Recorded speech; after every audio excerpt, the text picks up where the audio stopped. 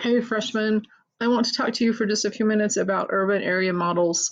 This is one of my favorite parts of human geography, and I'm really sorry that I can't have these conversations with you.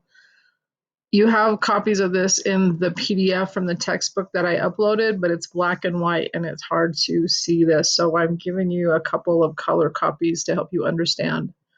Communities have different urban area models. Every community has a central business district, CBD. Every community has a wholesale and light manufacturing district. Then you have low income housing, and then you have middle and high income mixed, and then you have a high income, a high commuter income, or suburban industry. So the people who live in the commuter income areas are people who commute to the central business district to work, or they commute to the central business district to fly to another place to work. All right. This wholesale and light manufacturing would be factories. This low income housing, these are the people who work in the factories who can't usually afford to travel long distances. They have to rely on public transportation to get where they're going.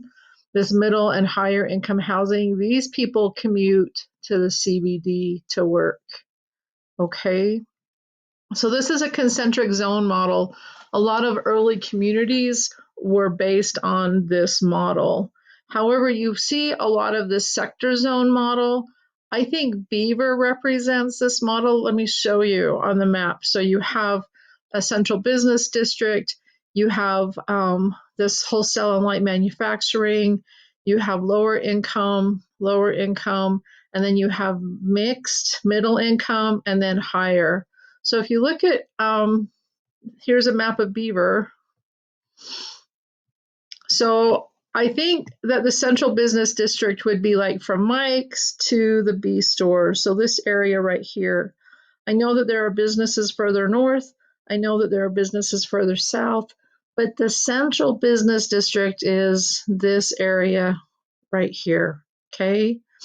And then with the wholesale and light manufacturing, I want to zoom out just, or zoom in, zoom out just a little bit and change my map so that you can see this. So I have this window going north and south where there's other businesses and some manufacturing things. Think about the creamery, think about the wood shop, think about the meat processing plant here. There are some businesses coming north also. I know it doesn't fit it exactly, but it does kind of well. You have older residential housing coming west and coming north and south, not necessarily low income, but they're older houses. And if you were going to buy a house in Beaver today, they would be slightly less expensive on the market. And then here you have more middle income, and here is more middle income. And then if you're going to go east up to Canyon, this is higher income housing.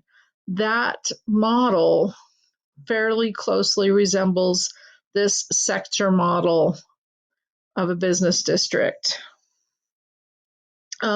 This multiple nuclei district would be where you have a central business district and then it grows, and then in an elite suburb you find another business district with like grocery stores. So these people who are usually wealthier don't have to travel as far to get to the stores to buy stuff. This is a model that you see up in Utah County in Alpine. There's on the freeway, there's the Target and there's a Walmart in Lehigh. That you've got that huge business district right off of the freeway. But if you go east up into the mountains, you have this other nucleus that you don't even know about unless you travel to find it. So this is your information on urban area models. I've given you number one by explaining Beaver to you. You need to pick two other cities, any city that you want, and explain, are they a concentric, a sector, or a multiple nuclei model?